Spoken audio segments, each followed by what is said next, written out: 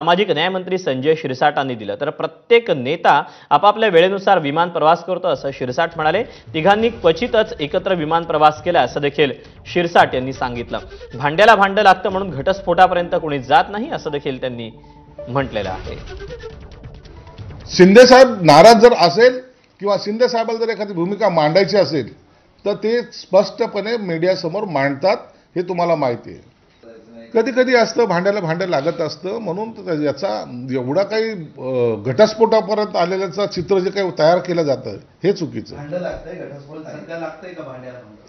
घर म्हणल्यानंतर हे लागत असतं, याचा तुम्ही चुकीचा अर्थ लावून घेऊ नका।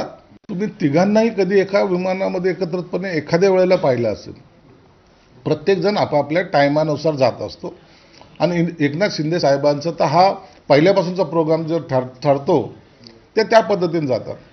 वेळ पुढे मागे होत असते, म्हणून त्याच्यामध्ये गेल्यामुळे काही वेगळं वावगं घडलं असं समजायचं काही कारण नाहीये। मुंबई महापालिका निवडणुकीत महाविकास आघाडीची फाटाफूट रोखण्यासाठी आता पवार ॲक्शन मोडवर आल्याचं दिसतंय। महाविकास आघाडी म्हणून मुंबई मनपाची निवडणूक लढवावी असं शरद पवारांचं मत आहे, अशी माहिती एबीपी माझाला राष्ट्रवादी